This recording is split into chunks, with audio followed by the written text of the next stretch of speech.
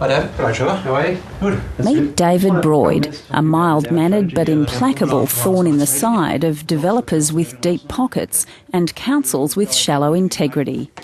I mean, as a planner, you've got to have real passion for your profession in local government to stay with it because of the pressures. There's a lot of dollars to be won or lost by developers. I think he's a very good planner. I think he's a very good public servant. And I think he's a very brave bloke. She was not party to the meeting. This is a shambles, this council. I have the Council Luff. Meeting could have been open at 7:30. Council There was no bullying. In 2003, David Broyd was Development Services Director of a council at war. So you're going to allow a councillor to speak over the top of me. The coastal shire of Tweed on the New South Wales-Queensland border was in the middle of a development boom.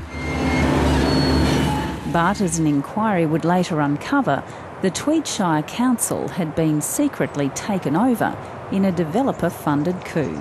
The population at large didn't really know that certain people who were standing for council were in fact receiving money from developers, basically. Some $600,000 was raised by a group of people, most of whom preferred to remain nameless, in order to try and elect the people that they knew would do their bidding, and they succeeded. 7 of the 11 councillors were backed by developers. Bulldozing all who opposed them, these councillors approved a wave of coastal developments, often against planning rules and recommendations. David Broyd refused to dance to the development tune. Mr. Broyd, how often must this come back?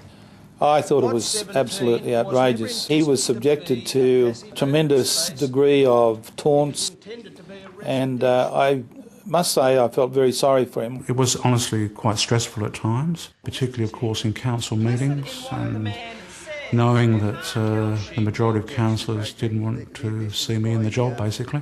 I understand that involved 5 councillors going to the General Manager. That's correct. To try to get you sacked. That's right, yes.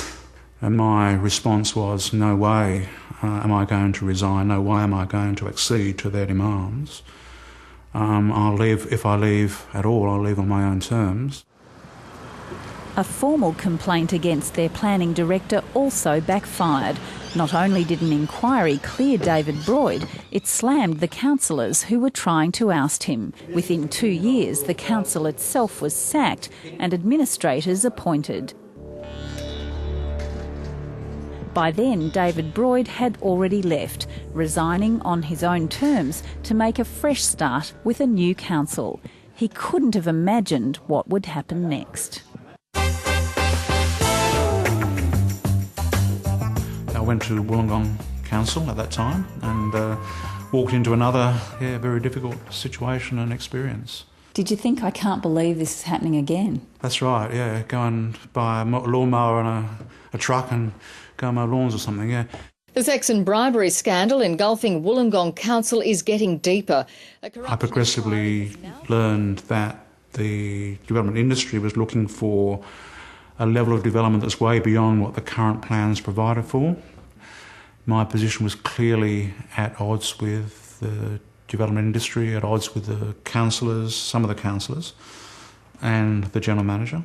And then it became increasingly uncomfortable. Former Council Planning Director David Broyd told the court he resigned because his working relationship with General Manager Rod Oxley was untenable. I was amazed. I didn't think it could happen twice.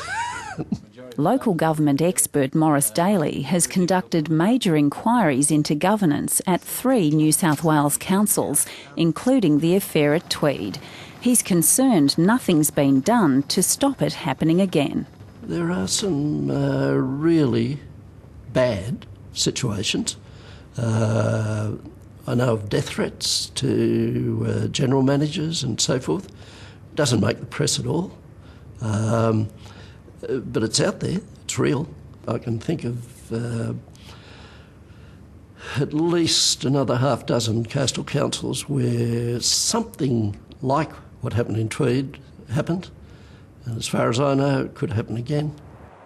Professor Daly argues while small councils are weak and vulnerable, larger councils are better able to withstand pressure from developers.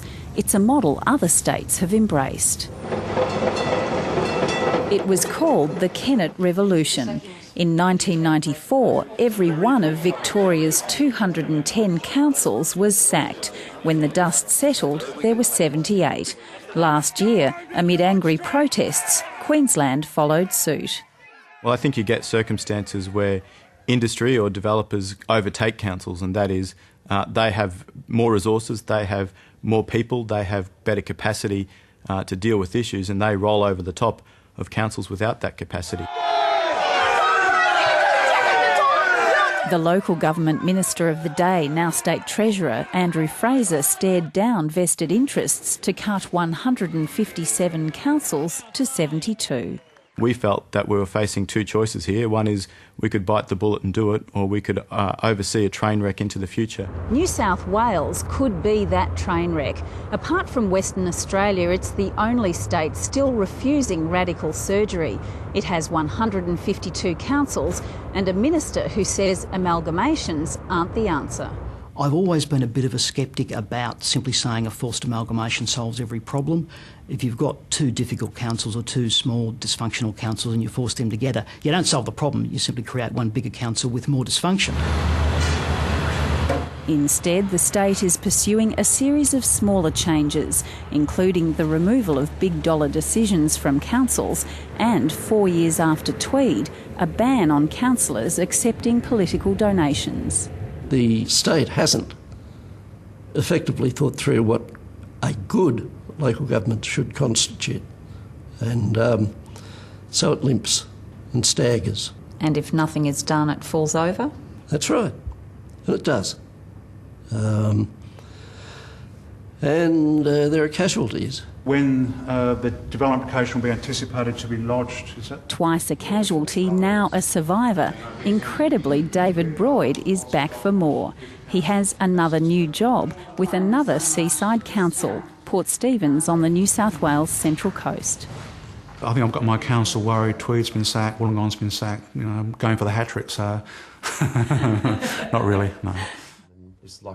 Among the formal certificates on his office wall is more evidence of that wry humour, a poster hand-drawn by former colleagues, gently spoofing him as a planning superhero. There's a walking example for others.